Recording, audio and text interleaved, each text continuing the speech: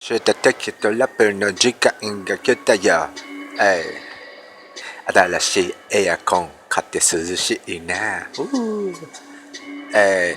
新しいエアコン調子がいいぜ。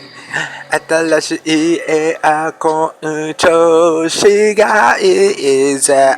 ただいま絶賛ハープで核兵器並みの、すごい攻撃されているはちみつシティ超熱すぎるからついに俺は新しいエアコンを買った。こいつめちゃくちゃパワーすごいぜ。どんどん冷やしてくれるクールなやつ。お前はエアコンディショナー。超最高の俺のパートナー。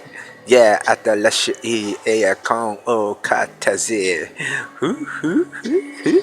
新しいエアコンを買ったぜ。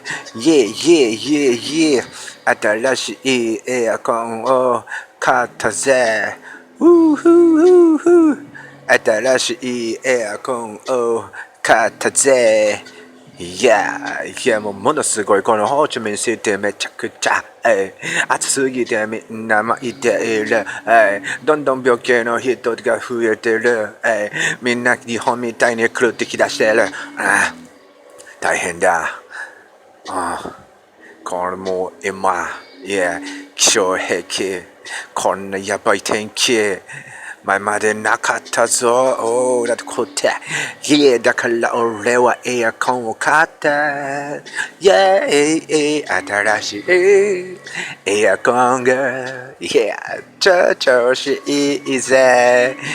最近の、なんだかこの、スマートエアコンは、お尻の方になんかこんな丸いでかいパイプがついてる。これちょっとあったかい。